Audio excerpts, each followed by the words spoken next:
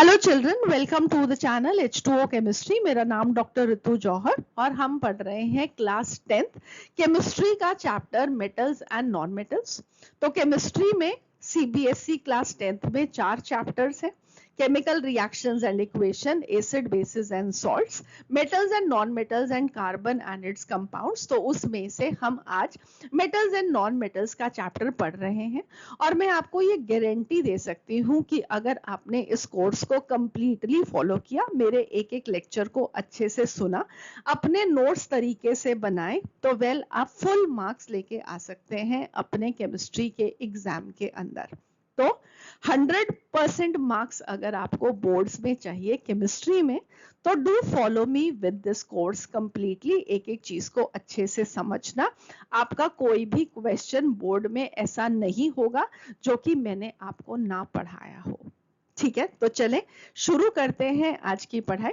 इसमें हम जो पहला आज का लेक्चर है, एजेंडा है, we will be talking about the physical properties of metals. Next lecture में we will continue with the physical properties of non-metals, differences between metals and non-metals. फिर उससे अगले लेक्चर में chemical properties of metals and non-metals and so on. ठीक है, तो detailed lectures लूंगी, कोई भी शॉर्टकट यूज नहीं करूंगी, हर एक चीज को डिटेल में आपको एक्सप्लेन करूंगी। तो चलिए शुरू करते हैं अपनी पढ़ाई। तो सबसे पहले आप को इस कंप्लीट चैप्टर में पढ़ना क्या है, हम वो देखते हैं।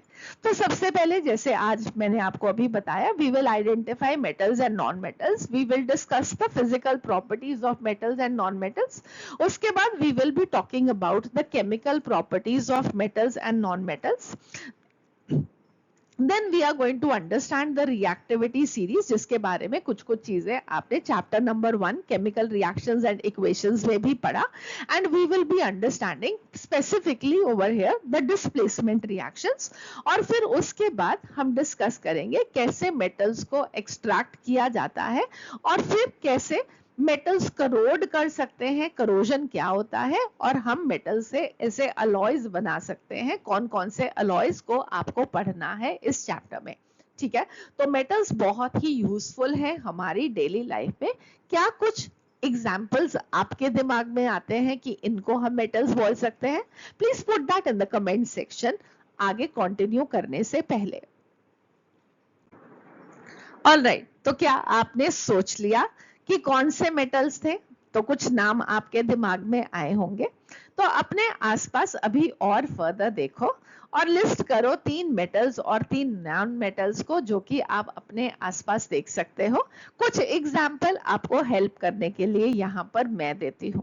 आपका स्पून मेटल से बना हुआ है, जो कॉइन्स होते हैं मेटल के बने हुए हैं, आयरन नेल, कॉपर वायर, जो बिजली की तारें वगैरह होती हैं, ठीक है, वहां पे सब मेटल्स को यूज किया जाता है।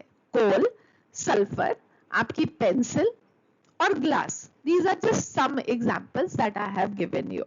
तो इनमें से पहले 4 मेटालिक इन नेचर और बाद वाले 4 नॉन मेटालिक इन नेचर।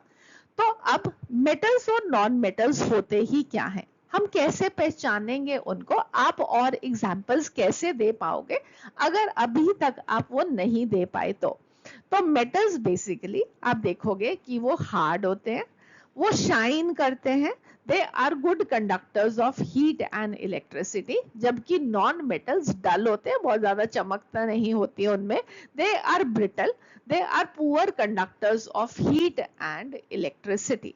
ठीक है, तो जानना चाहते हो इनके बारे में और, तो चलो शुरू करें physical properties of metals and non metals. तो फिजिकल प्रॉपर्टीज, सबसे पहले हम मेटल्स की अंडरस्टैंड करते हैं कि हम क्या ऑब्जर्व करेंगे, ये आपको इन जनरल बता रही हूँ। फिर 1 बाय 1 एनसीईआरटी टेक्स्ट बुक को फॉलो करते हुए हम एक एक चीज को एक्सप्लेन करेंगे, अच्छे से समझेंगे। तो फिजिकल प्रॉपर्टीज में आप ये देखोगे, फिजिकल प्रॉपर्टीज होती क्या है आप लोगों को मालूम है? तो फिजिकल प्रॉपर्टीज वो प्रॉपर्टीज हैं जो कि आप एक सब्सटेंस की केमिकल कॉम्पोजिशन को चेंज किए बिना ऑब्जर्व कर सकते हो। ठीक है, तो फिजिकल प्रॉपर्टीज ऑफ मेटल्स में हमारे पास सबसे पहली प्रॉपर्टी कि जो मेटल्स होते हैं वो बहुत ज्यादा चमकते हैं, जैसे कि गोल्ड की रिंग। तो they are lustrous in nature, The next property is that they are ductile. They can be drawn into thin wires. They are good conductors of electricity. They are malleable, that is, they can be beaten into thin sheets. They are good conductors of heat. They are sonorous. They produce a ringing sound when struck, जैसे कि मंदिर की घंटी. ठीक है? तो और in general they are very hard and they are very strong. So let us now go back to your NCERT textbook. आप अपनी NCERT textbook को साथ में खोल भी सकते हैं so that कि आपको मालूम लगता रहे कि हम क्या पढ़ रहे हैं और आपने क्या वो लाइंस को अच्छे से समझ लिया. तो सबसे पहले आपको activity number 3.1 NCERT textbook में गिवन है to explain the physical properties of the metals. तो एक्टिविटी नंबर 3.1 में what you are told is that you are supposed to take samples of iron, copper, aluminium and magnesium. Iron, copper, aluminium and magnesium. फिर आपको कहा गया कि आप इनकी appearance देखो हर एक सैंपल की. ठीक है? आपको ये भी कहा गया कि आप ये जो सैंपल्स हैं इनको ऑब्जर्व करो पहले और फिर बाद में सरफेस को क्लीन कर दो हर एक सैंपल की by rubbing them with sandpaper and note down their appearance again. ठीक है? और ये जो एक्टिविटी है ये किस चीज को एक्सप्लेन कर रही है? बेसिकली मेटालिक लस्टर को. अभी अभी हमने ये पढ़ा कि मेटल्स जो होते हैं वो चमकते हैं, वो शाइन करते हैं, उनमें मेटालिक लस्टर होता है. तो यही एक्टिविटी ये एक्सप्लेन करती है कि अगर आप पहले उनको देखोगे, नए नहीं है, फ्रेशली कट मेटल पीस नहीं है, आपने कोई पुराने मेटल के पीसेस को कलेक्ट किया है, तो आपको दिखेगा कि उनकी सरफेस डल है. बट अगर आप उनको सैंड पेपर के साथ रब करने के बाद देखोगे, you will find all of them they have a very shiny surface.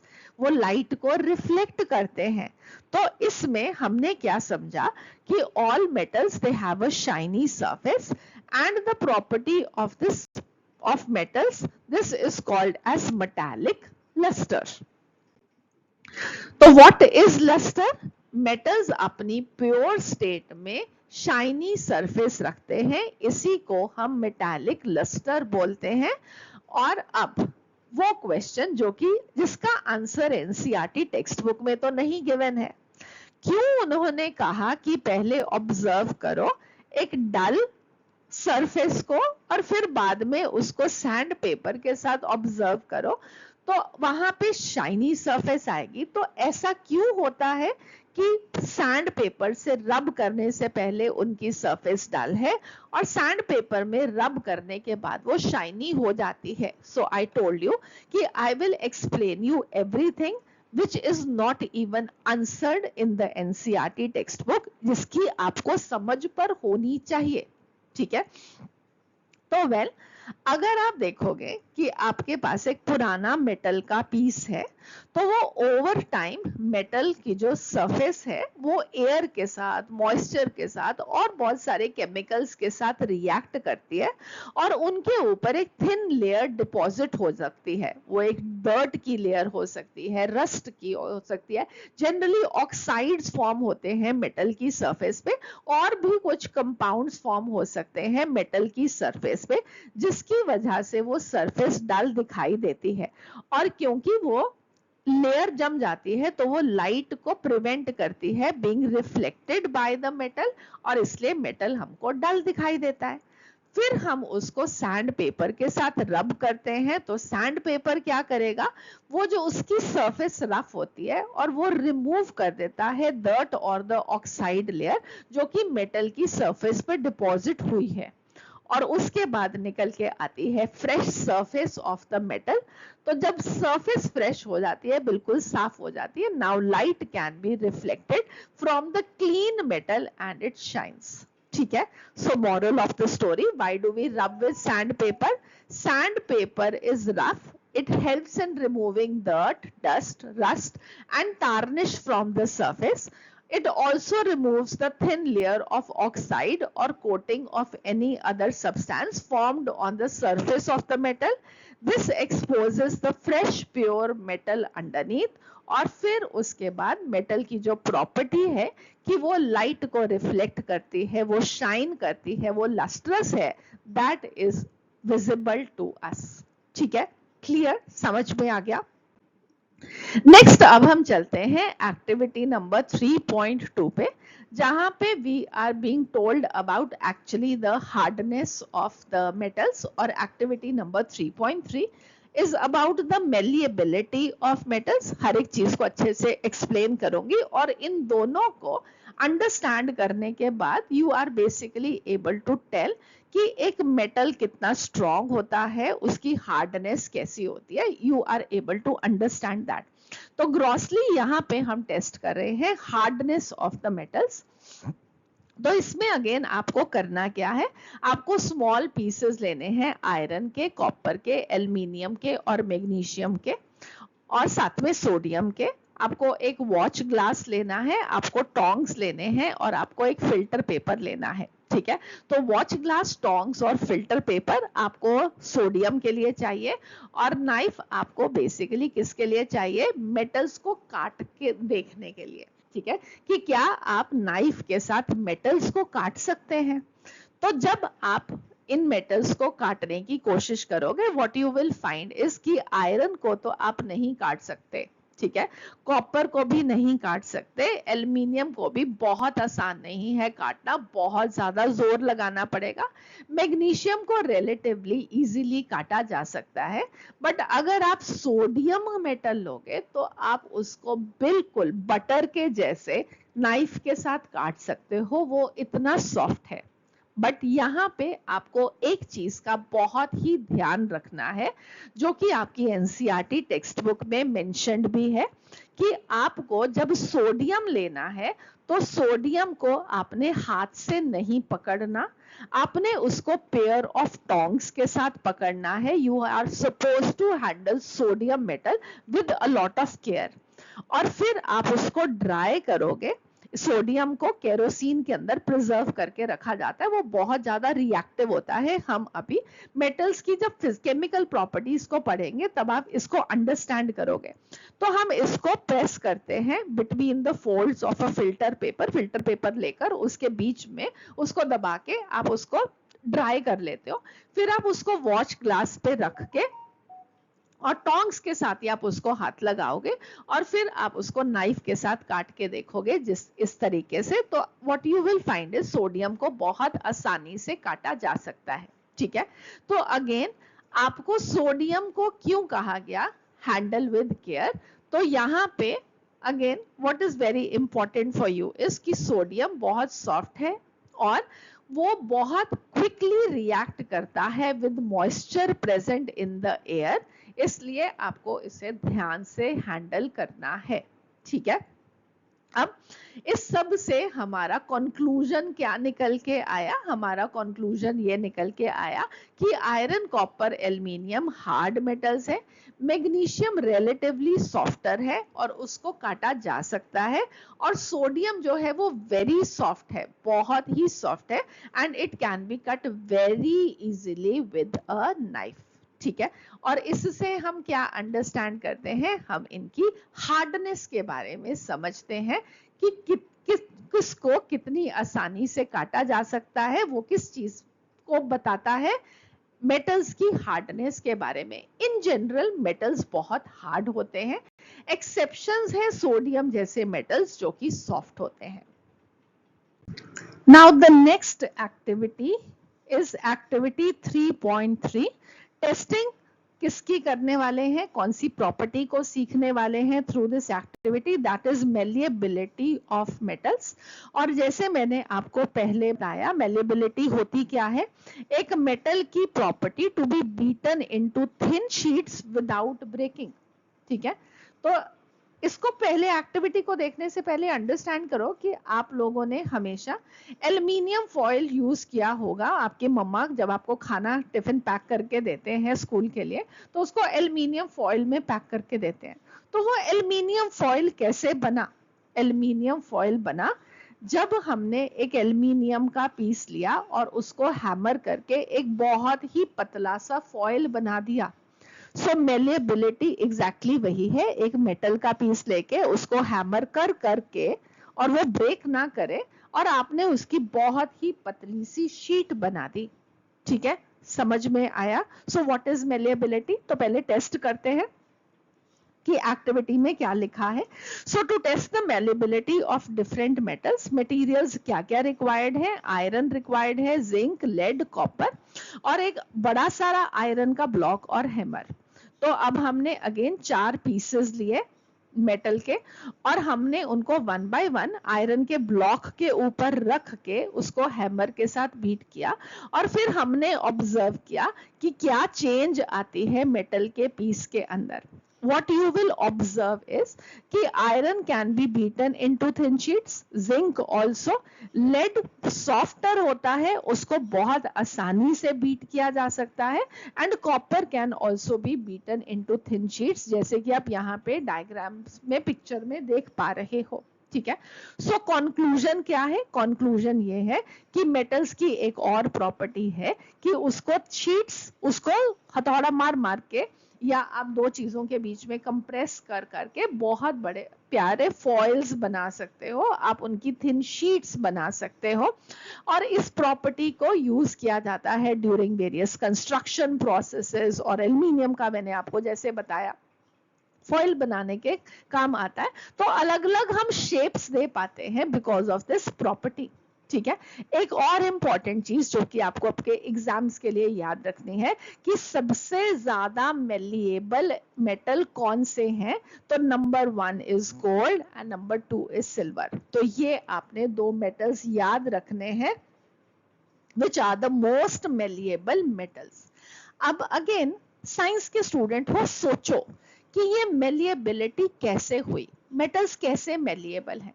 ठीक है, तो उसका एक प्यारा सा एग्जाम्पल आपको देती हूँ कि आप अपने स्कूल की क्लास में 20 स्टूडेंट्स का एक बैच हो और आप 20 स्टूडेंट्स को आपका टीचर अरेंज करता है इन रोज एंड कॉलम्स। सो आपको 5-5 बच्चों की एक लाइन में खड़ा कर दिया जाता है स्कूल की असेंबली के लिए, कोई पीटी पीरियड के लिए एटसेट्रा। ठीक है, सो इस तरीके से आपको अरेंज कर दिया।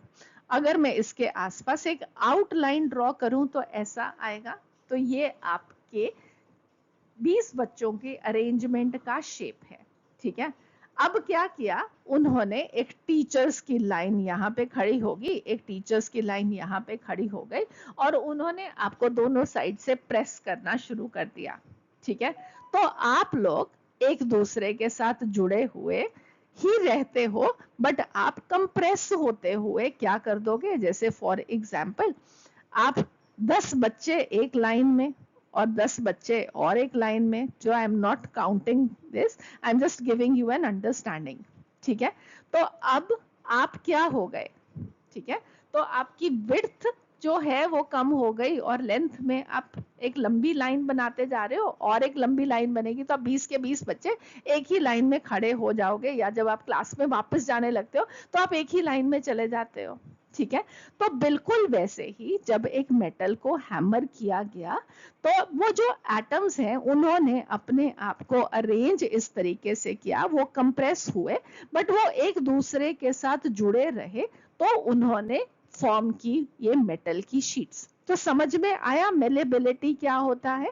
तो हैमर किया और उसको शीट्स में कन्वर्ट कर दिया एक बड़े से मेटल के पीस को। So what are the basic now observations and conclusions from the two activities actually 3.2 और 3.3? ठीक है, तो हम ये अंडरस्टैंड करते हैं कि आयरन, जिंक, लेड, कॉपर ये सारे के सारे एलिमेंट कैसे हैं? ये हार्ड हैं, आपको इनको हैमर करना पड़ता है और जो ज्यादा हार्ड होगा उसको आपको ज्यादा हैमर करना पड़ेगा, बट ये सारे के सारे शीट्स में फ्लैटन किए जा सकते हैं। ठीक है, so metals they differ in their hardness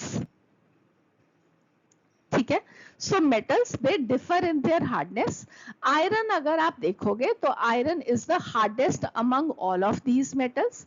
lead is the softest और वो अपनी शेप को आसानी से चेंज कर लेता है। और हार्डनेस इसका मतलब क्या हुआ? It is the ability of the metal to resist change in shape. जिसको आपको ज्यादा हैमर करना पड़े to draw it into a sheet, वो ज्यादा हार्ड है। और जो कम हार्ड है उसको आप आसानी से शीट में फ्लैटन कर दोगे। ठीक है। So iron the hardest and lead the softest. तो अब आपने अंडरस्टैंड इन दो एक्टिविटीज के थ्रू दो प्रॉपर्टीज को सीखा, हार्डनेस और malleability. Hardness is going to be different for the metals. Iron will be greater than copper, will be greater than zinc, will be greater than lead. और ये property metal को capable बनाती है to resist a change in shape when the force is applied. But जब उनकी shape change हुई तो इन सब की प्रॉपर्टी क्या है कि वो आप उनको शीट में फ्लैटन अप कर पाओगे। ठीक है, समझ में आ गया? चलो, ग्रेट। सो मेलिएबिलिटी प्रॉपर्टी को हमें पढ़ने का फायदा क्या है? मेलिएबिलिटी क्या था, दोबारा से रिपीट करते हैं एक बार। तो malleability is the ability of a metal to be beaten into thin sheets without breaking. कहाँ पे यूज किया? जैसे मैंने अभी आपको एग्जांपल दिया था ना, एल्युमिनियम फॉइल को हम फूड पैकेजिंग में यूज करते हैं, तो गोल्ड को भी यूज किया जाता है। गोल्ड लीव्स इन डेकोरेशन। ठीक है, तो चांदी और सोना बहुत ज्यादा डेकोरेटिव आइटम में यूज किया जाता है। In fact if you all have observe, जब आप मिठाई लेने जाते हो तो बहुत सारी मिठाइयों पे, स्पेशली बर्फी के ऊपर एक चांदी का वर्क चढ़ा होता है, एक पतला सा सिल्वर सा फॉइल होता है। ठीक है, तो वो भी क्यों हुआ? क्योंकि सिल्वर मेलिएबल है, सिल्वर एक मेटल है और बहुत अच्छा मेलिएबल है, इसलिए आप उसका एक बहुत पतला सा सिल्वर फॉइल बना सकते हो। ठीक है, तो कॉपर शीट्स को इलेक्ट्रिकल पार्ट्स में यूज किया जाता है, मेटल शीट्स को यूटेंसिल्स और अप्लायंसेस में यूज किया जाता है। जैसे अगेन अब एवरीडे एग्जैक्ट एग्जांपल अगर मैं लूं तो एल्युमिनियम शीट फॉइल में हर सबके घरों में एल्युमिनियम फॉइल होता है। कॉपर शीट को रूफिंग में यूज किया जाता है, गटर्स में यूज किया जाता है और गोल्ड लीव्स को डेकोरेशन में, टेम्पल्स की जो टेम्पल्स के अंदर डेकोरेशन में उसको यूज किया जाता है। तो sheets they are used in vehicles, they are used in buildings, they are used in machines. ठीक है, एक बहुत इंपॉर्टेंट चीज जो कि आपको पता होनी चाहिए, that is gold is the most malleable. Gold and silver they are the maximum malleable metals that we have. और अगर आप एक गोल्ड का 1 ग्राम लोगे तो आप उसको शीट करके एक स्क्वायर मीटर बड़ी शीट बना सकते हो। ठीक है, तो this is something related to ductility. अभी हम इसको पढ़ते हैं तो दैट विल बी क्लियर कि डक्टिलिटी क्या होता है। और डक्टाइल और मेलिएबल दोनों मेटल्स की प्रॉपर्टीज हैं जो हमें हेल्प करती हैं मेटल्स को डिफरेंट शेप्स देने में, तो that will be very important. Next एक और एक्टिविटी 3.4 और इसके थ्रू हम क्या वेल प्रॉपर्टी सीखने वाले हैं मेटल्स की, that is the ductility of metals. So सबसे पहले डक्टिलिटी होता क्या है? तो ductility is the ability of a metal to be drawn into thin wires without breaking. तो मेलिएबिलिटी में हम हथौड़ा मार के शीट्स बना रहे थे मेटल की, यहाँ पे हम मेटल की वायर्स बना रहे हैं। ठीक है, तो प्रॉपर्टीज को दोनों को बहुत अक्सर बच्चे कंफ्यूज करते हैं, तो इसके लिए मेरे पास एक ट्रिक है आपको याद रखवाने के लिए कि डक्टिलिटी क्या होता है और मेलिएबिलिटी क्या होता है। तो आप लिखो अल्फाबेटिकली, डी पहले आता है, मेलिएबिलिटी का एम बाद में आता है। फिर उसके बाद आपने पढ़ा, एक में हम मेटल की शीट्स बनाते हैं और दूसरे में हम वायर्स बनाते हैं। ये सारे DMSW को मैंने अल्फाबेटिकली लगा दिया। अब आप सेंटर वाले दोनों को कनेक्ट करो और बाहर वाले दोनों को कनेक्ट करो। तो डक्टिलिटी क्या होता है? मेटल की वायर्स बनाना। और मेलिएबिलिटी क्या होता है? मेटल की शीट्स बनाना। इस तरीके से आपको दोनों डेफिनेशंस हमेशा याद रहेंगी। और अब इस एक्टिविटी में हमारे लिए क्या है? सबसे पहले aim to test the ductility of different metals. कौन से मेटल्स हम यूज कर रहे हैं? Iron, zinc, lead, copper. और हम करेंगे क्या? सबसे पहले आप क्या करोगे? डिफरेंट पीसेस ऑफ मेटल्स को लोगे उनको आप सरफेस को क्लीन कर दोगे, यहाँ पे प्रोसीजर भी लिखा हुआ है। फिर आप इसको पास करोगे मेटल को through a wire drawing die, ठीक है। तो इसमें से आपने मेटल को पास करना है, तो इसकी एक आपकी पतली सी वायर बन जाएगी। तो if it comes out as a thin wire without breaking, इसका मतलब क्या होगा कि जो मेटल है वो डक्टाइल है। तो हम देखते हैं हमारे चारों एलिमेंट्स जो हमने लिए हैं, आयरन, जिंक, लेड, कॉपर, उसमें क्या होता है। तो आयरन हम इसकी वायर बना सकते हैं, जिंक की भी आप वायर बना सकते हो। लेड अभी मैंने आपको बताया कि बहुत सॉफ्ट होता है, तो जब आप लेड की वायर बनाने की कोशिश करते हो तो ये टूट जाती है, तो लेड इज नॉट डक्टाइल, ठीक है। और copper, yes it can be again drawn into wires, ठीक है। तो आयरन, जिंक, कॉपर की आप वायर्स बना पाओगे, लेड की आप वायर नहीं बना पाते हो। तो जिनकी आप वायर्स बना सकते हो उसको हम क्या बोलते हैं कि ये डक्टाइल हैं, they have a tendency to be drawn into wires. Lead is not ductile as it breaks, इसलिए हम इसकी वायर्स को नहीं बना सकते, ठीक है। तो आपको अब याद रहेगा डक्टिलिटी वायर्स, मेलिएबिलिटी शीट्स। तो अब इस डक्टिलिटी को अंडरस्टैंड करने का हमको क्या फायदा है, हमें इसके यूजेस क्या है। तो बिकॉज ऑफ डक्टिलिटी मेटल्स की आप वायर्स ड्रॉ कर सकते हो, और वो वायर्स हम कहाँ पे यूज करते हैं, हम इलेक्ट्रिकल वायर्स बना सकते हैं, बिजली की तारें इनसे बनती हैं। कॉपर वाइंडिंग मोटर्स में यूज की जाती है। पावर ट्रांसमिशन की लाइंस में जो वायर्स यूज करते हैं, अगेन वो भी मेटल्स की होती है, और इससे हम ज्वेलरी भी बना सकते हैं। अगर आप एवरीडे एग्जांपल्स और देखना चाहो तो एल्युमिनियम वायर को हम हाउसेस में यूज करते हैं, कॉपर वायर को इलेक्ट्रिकल अप्लायंसेस में यूज किया जाता है, स्टील की वायर्स को कंस्ट्रक्शन में यूज किया जाता है, और गोल्ड और सिल्वर की ज्वेलरी तो आपके मम्मा लोग पहनते ही हैं, तो आप इसको अप्रिशिएट कर सकते हो। एक बहुत interesting fact, did you know gold is the most ductile metal, again आपके पेपर में पूछा जा सकता है, ठीक है। जैसे मेलिएबिलिटी में gold and silver were the most malleable, बिल्कुल वैसे ही gold is the most ductile metal. और इंटरेस्टिंग चीज ये है कि अगर आप 1 ग्राम गोल्ड लो तो आप उससे एक 2 किलोमीटर लंबी वायर बना सकते हो, गोल्ड इतना डक्टाइल है, ठीक है।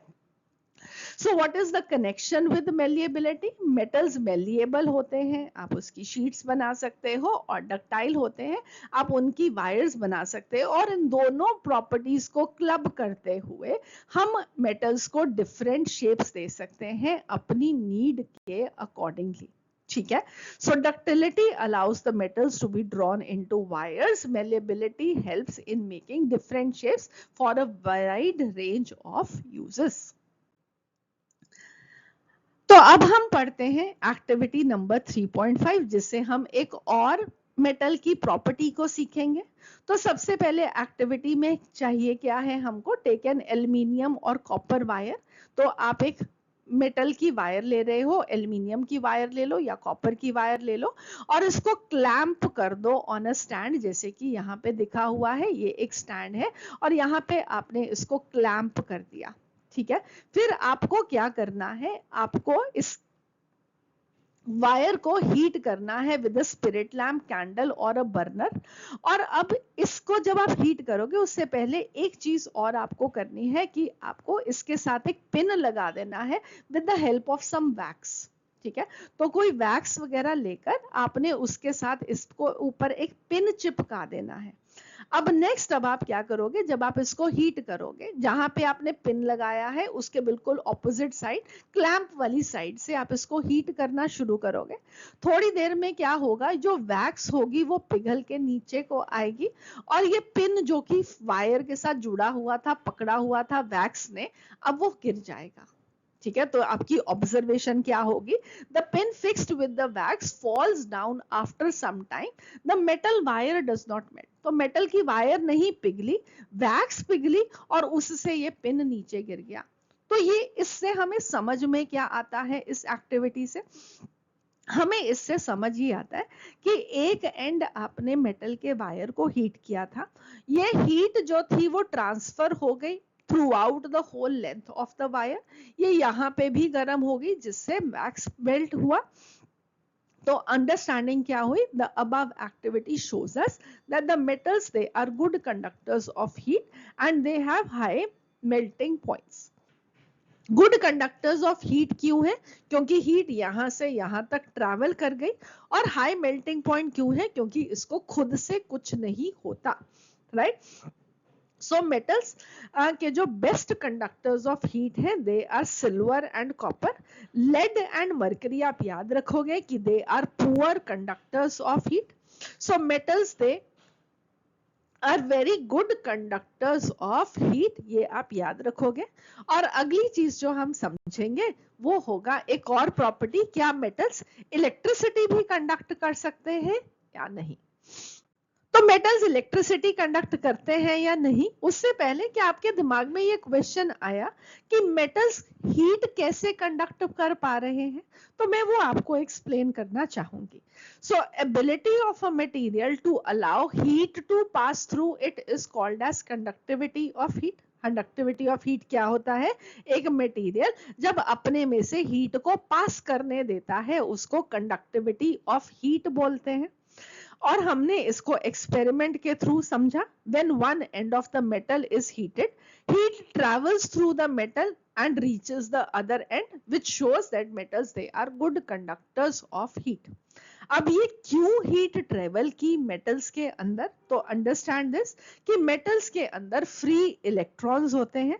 इस चीज को हम इस चैप्टर में आगे पढ़ेंगे भी, ठीक है? तो मेटल्स के पास फ्री इलेक्ट्रॉन्स होते हैं जो कि बहुत तेजी से मूव कर सकते हैं। जब हम एक एंड को हीट करते हैं तो ये इलेक्ट्रॉन्स एनर्जी गेन करते हैं और ये अपनी जो एक्स्ट्रा एनर्जी होती है वो अगले मेटल को इलेक्ट्रॉन को पास कर देते हैं। अगला इलेक्ट्रॉन उससे और आगे वाले इलेक्ट्रॉन को पास कर देते हैं। सो एक चेन प्रोसेस के थ्रू एक इलेक्ट्रॉन दूसरे इलेक्ट्रॉन को, फिर तीसरे इलेक्ट्रॉन को एनर्जी ट्रांसफर करता जाता है और इससे throughout the whole length of the metal heat energy transfer हो जाती है। तो दोबारा से रीड करती हूँ। Metals have free electrons that move vibrantly. When one end is heated, these electrons gain energy and transfer it to other electrons. This transfer of energy makes heat flow from the hot end to the cold end. ठीक है? तो heat कहां से flow करेगी? जो and hot है towards the and which is cold. तो धीरे धीरे हीट पहुंच जाएगी एंड तक जहां पे पिन वैक्स के साथ अटैच था टू द वायर।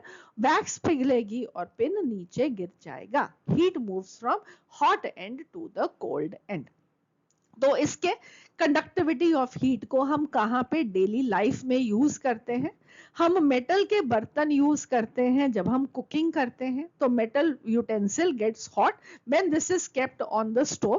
तो और ये हीट कंडक्ट कर देता है टू द फूड जो कि हमने उन कंटेनर में रखा होता है और हमारा खाना पक जाता है।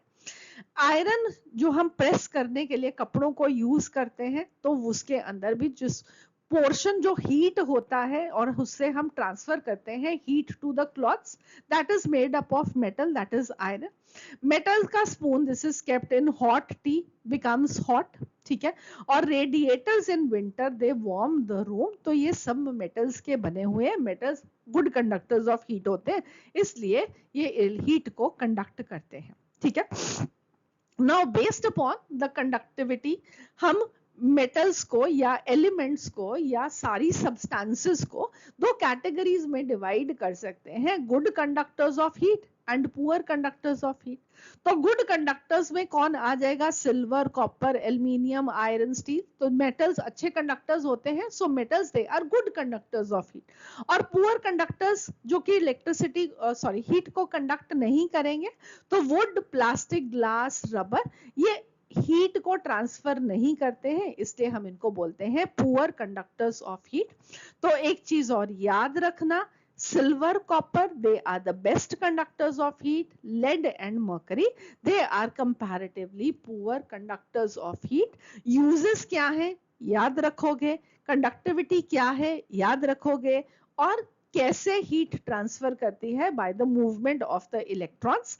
वेल, ये सब चीजों को आप याद रखोगे तो आपका कोई भी क्वेश्चन एग्जाम में आएगा, आप उसको अटेम्प्ट कर पाओगे। नेक्स्ट अब हम देखते हैं कि क्या मेटल्स इलेक्ट्रिसिटी भी कंडक्ट कर सकते हैं। The activity is activity 3.6।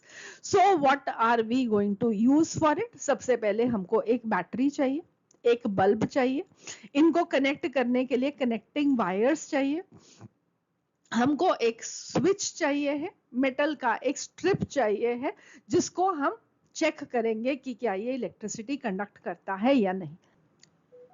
तो अब जिस तरीके से यहाँ पे डायग्राम सेटअप है, बिल्कुल वैसे ही आप अपना एक सर्किट को सेटअप करोगे। और ये वाला मेटल का स्ट्रिप, ये अगर सर्किट कंप्लीट करेगा तो बल्ब ग्लो करेगा, जिससे हमें ये पता लगेगा this is a good conductor of electricity. अगर ये बल्ब नहीं ग्लो करता तो इससे हमें ये समझ में आता है कि जो आपने strip between these two connections को रखा है, that is a poor conductor of electricity. ठीक है, so setup the circuit as shown in the figure. Place an iron strip between the two terminals, close the switch, observe the bulb. Now place a copper strip in place of iron strip, repeated with aluminium strip and note down your observation. आप जो note down करोगे वो क्या है कि iron bulb glow करेगा, copper के case में भी बल्ब ग्लो करेगा, एल्यूमिनियम के केस में भी बल्ब ग्लो करता है।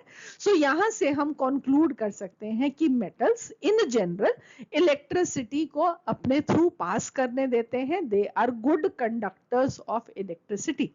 तो what is conductivity of electricity? The ability of a material to allow electric current to pass through it. This is called as the conductivity of electricity. So metals electricity के good conductors होते हैं, इसलिए हम उनकी wires बनाते हैं जिसके through electricity pass कर सके। पर अब इन इलेक्ट्रिकल वायर्स को क्यों कोट किया जाता है पीवीसी से? पीवीसी क्या होता है? Let us understand this. ठीक है, तो the wires that carry current in our homes, they have a coating of polyvinyl chloride, जिसको हम पीवीसी बोलते हैं।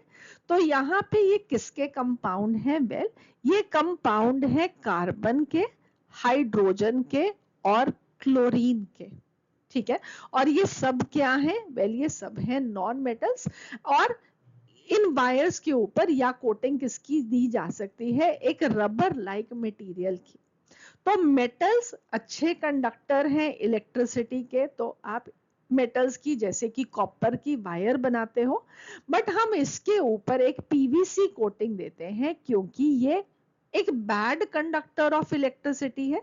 अगर गलती से कभी आपका इस पे हाथ लग जाए तो आपको भी तो करंट लग सकता है। तो आपको उस करंट से बचाने के लिए इनके ऊपर एक इंसुलेटिंग कोटिंग दी जाती है। ठीक है, तो PVC and rubber, they are non-metals. They do not allow electricity to pass. These insulating materials prevent electric current from leaking out. तो ये हमको सेफ रखता है from electrical shocks and short circuit. इसलिए इलेक्ट्रिसिटी को कंडक्ट करने के लिए मेटल और उसके ऊपर एक कोटिंग नॉन मेटालिक मटेरियल्स की, जैसे कि पीवीसी, पॉलीविनाइल क्लोराइड, जो कि एक इंसुलेटिंग मटेरियल है। ठीक है, तो मेटल कोर इलेक्ट्रिसिटी को कंडक्ट करेगा, पीवीसी जो कि नॉन मेटल्स का बना हुआ होता है वो इंसुलेट करता है और हमको इलेक्ट्रिक करंट्स के से प्रोटेक्ट करता है। सो नॉन मेटल्स की प्रॉपर्टीज, जिनको हम अगले लेक्चर में डिटेल में डिस्कस करेंगे, वहां पे आपको और मजा आएगा अंडरस्टैंड करने में कि मेटल्स की क्या प्रॉपर्टीज थी वर्सेस नॉन मेटल्स की क्या प्रॉपर्टीज है।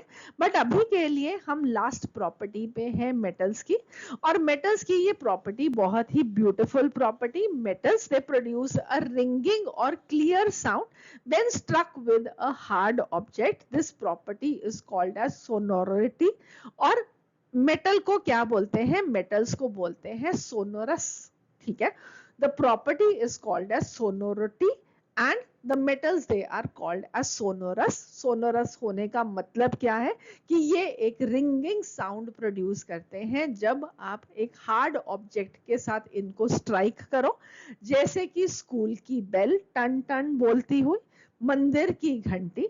मेटल के ऊपर अगर आप कुछ भी हार्ड ऑब्जेक्ट से स्ट्राइक करोगे तो आपको एक साउंड मिलेगी। ट्यूनिंग फोक्स अगेन ये साउंड प्रोड्यूस करते हैं, ठीक है। तो ये हमारी लास्ट प्रॉपर्टी है मेटल्स की। तो एक जल्दी से रीकैप करते हैं, हमने आज के इस लेक्चर में क्या पढ़ा, हमने कौन कौन सी प्रॉपर्टी सीखी मेटल्स की।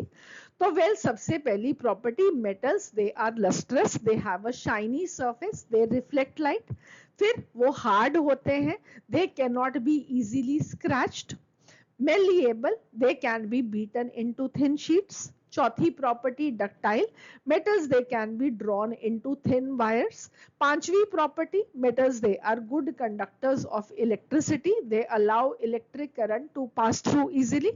Sixth property, they are good conductors of heat, वो अपने में से हीट को आसानी से कंडक्ट कर देते हैं। And the seventh property is sonorous, metals they produce a ringing clear sound when they are struck with a hard object। ठीक है, तो मेटल्स लस्ट्रस हैं, हार्ड हैं, मेलिएबल हैं, डक्टाइल हैं, गुड कंडक्टर्स हैं हीट और इलेक्ट्रिसिटी के, और सोनरस हैं। और ये मेटल्स को बनाते हैं बहुत इंपॉर्टेंट हमारे लिए, बहुत सारी डेली यूज की सब्सटेंसेस बनाने के, इसलिए मेटल्स हमारे काम आते हैं। सो यहाँ पे हम इस लेक्चर को कंक्लूड करते हैं। हमने सारी फिजिकल प्रॉपर्टीज आज मेटल्स की सीखी। अगले लेक्चर में हम फिर से मिलेंगे, हम डिस्कस करेंगे नॉन मेटल्स की फिजिकल प्रॉपर्टीज। फिर हम एक कंपैरिजन करेंगे मेटल्स और नॉन मेटल्स की प्रॉपर्टीज का। हम देखेंगे मेटल्स और नॉन मेटल्स की इन प्रॉपर्टीज में कहाँ पे एक्सेप्शंस हैं जो कि आपको याद करनी है अपने एग्जामिनेशन के लिए। तो वेल, चलता जाएगा आगे हमारा सफर एक डिटेल्ड लेक्चर्स के थ्रू, बहुत एक कंप्लीट थॉरो अंडरस्टैंडिंग के साथ आपका chapter metals and non metals.